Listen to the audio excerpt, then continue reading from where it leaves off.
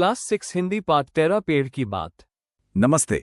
आज हम पेड़ की बात नाम के इस बहुत ही प्यारे से पाठ को समझने वाले हैं। मेरी बातें ध्यान से सुनिएगा, क्योंकि इस सेशन के खत्म होने तक हम सिर्फ कहानी ही नहीं समझेंगे, बल्कि अपनी परीक्षा के लिए भी एकदम तैयार हो जाएंगे। तो चलिए शुरू करते हैं। क्या कभी ये ख्याल आया है कि एक नन्हा सा बीज इतना विशाल पेड़ कैसे बन जाता है? जरा सोचकर देखिए। एक छोटा सा बीज जो महीनों तक मिट्टी के नीचे बिल्कुल शांत, एकदम सोया हुआ पड़ा रहता है। फिर सर्दियां खत्म होती हैं, वसंत आता है और बारिश की पहली बूंदें गिरती हैं।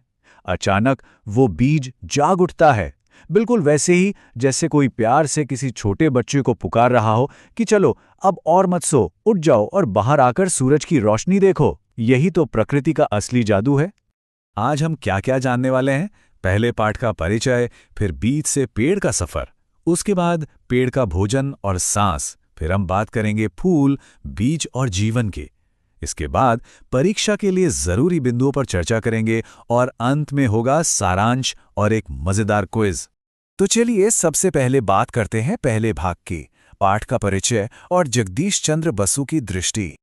ये पाठ कोई आम कहानी नहीं है, बल्कि एक बहुत ही गहरी वैज्ञानिक खोज है। हमारे लेखक और महान वैज्ञानिक जगदीश चंद्र बसु, जिनका बचपन प्रकृति को करीब से समझते हुए बीता, उन्होंने पूरी दुनिया को यह साबित करके दिखाया कि पेड़ पौधे कोई बेजान चीजें नहीं हैं, उनमें भी हमारी तरह ही जान होती है। उनका भी एक पूरा जीवन चक्र होता है और वे भी अपने आसपास की चीजों को महसूस कर सकते हैं। वे पहले वैज्ञानिक थे जिन्होंने बताया कि पेड़ पौधे भी हमारी ही तरह सुख और दुख महसूस करते हैं। है ना कमाल की बात? अब आते हैं हमारे दूसरे भाग पर, बीज से पेड़ तक के सफर की शुरुआत। जब एक बीज को सही मात्रा में पानी और गर्माहट मिलती है, तो बीज का वो सख्त ढक्कन धीरे से दरकने लगता है और फिर उसके अंदर से दो बहुत ही कोमल पत्तियों के बीच से एक नई जान बाहर निकलती है, जिसे हम कहते हैं अंकुर। इसे अगर हम इंग्लिश में समझें तो इसका मतलब है स्प्राउट। जैसे जब चने या मूंग को पानी में भिगोते हैं तो वो सफेद रंग का छोटा सा धागा सा निकलता है ना, बस वही तो अंकुर है। जब ये अंकुर बाहर आता है तो वह दो मुख्य हिस्सों में बंट जाता है। पहला हिस्सा है जड़, जो पौधे को मजबूती देने के लिए माटी में गहराई तक नीचे की तरफ जाती है, और दूसरा हिस्सा है तना, जो माटी को चीरकर सूरज की रोशनी की तरफ ऊपर उठता है। पाठ में इसकी तुलना एक नन्हे शिशु से की गई है, जो अपना सिर उठाकर बड़ी हैरानी से इस नई दुनिया को देख रहा हो। ये हमेशा याद रखिए, जड़ हमेशा नीचे जाएगी और तना हमेशा ऊपर। तीसरा भाग है पेड़ का भोजन और सांस। आखिर ये पौधे जीवित कैसे रहते हैं? जरा सोचिए, हमारे पास तो खाना चबाने के लिए दांत हैं, लेकिन पेड़ों के पास तो दांत नहीं होते, तो वो खाते कैसे हैं? बिल्कुल छोटे बच्चों की तरह पेड़ भी सिर्फ तरल चीजें या हवा ही ग्रहण करते हैं। इस पूरी प्रक्रिया को हम 3 आसान स्टेप्स में समझ सकते हैं। पहला, जड़ें मिट्टी से पानी और उसमें घुले हुए जरूरी द्रव्य यानी मिनरल्स को सोखती हैं। पेड़ के अंदर हजारों सूक्ष्म नल होते हैं जो इस पानी को ऊपर खींचते हैं। दूसरा, पेड़ की पत्तियां। इन पत्तियों में अनगिनत छोटे छोटे मुंह होते हैं जो हवा से भोजन लेते हैं। और तीसरा स्टेप, सूरज की रोशनी। इस पूरे मिश्रण को पौधे की ऊर्जा और उसके विकास में बदल देती है। और यहीं पर प्रकृति का एक बहुत बड़ा चमत्कार देखने को मिलता है। एक बहुत ही महत्वपूर्ण शब्द है यहाँ, अंगारक वायु।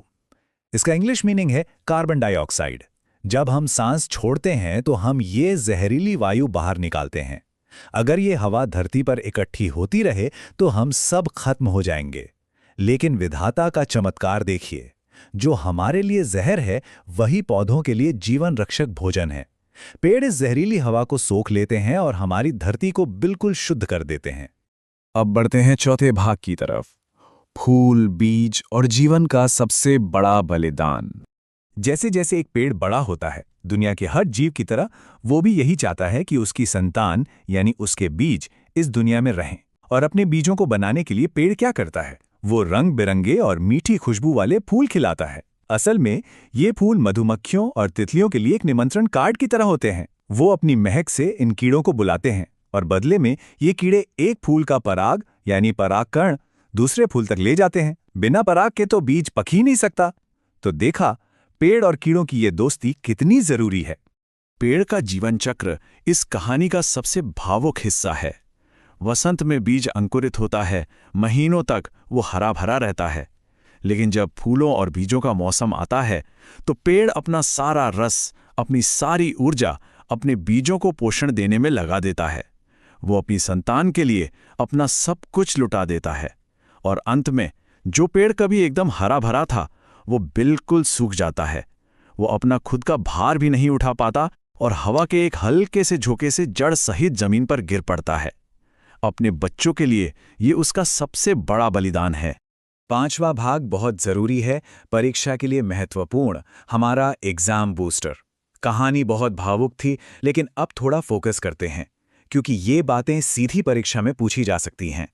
ये प्रश्न परीक्षा में आ सकता है। औंधे गमले का परीक्षण। अगर एक गमले को उल्टा लटका दिया जाए तो क्या होगा? कुछ दिन बाद आप देखेंगे कि पौधे की पत्तियां और तना टेढ़े होकर वापस ऊपर रोशनी की तरफ मुड़ गए हैं और जड़ें घूमकर वापस नीचे की ओर लटक गई हैं। किताब में मूली का भी बहुत अच्छा उदाहरण है। अगर मूली काटकर उल्टी बो दी जाए तो भी पत्ते ऊपर ही आएंगे। ये पूरी तरह साबित करता है कि पौधों को हमेशा मालूम होता है कि नीचे क्या है और ऊपर क्या है। ऐसे बहुत अच्छे से याद कर लीजिएगा।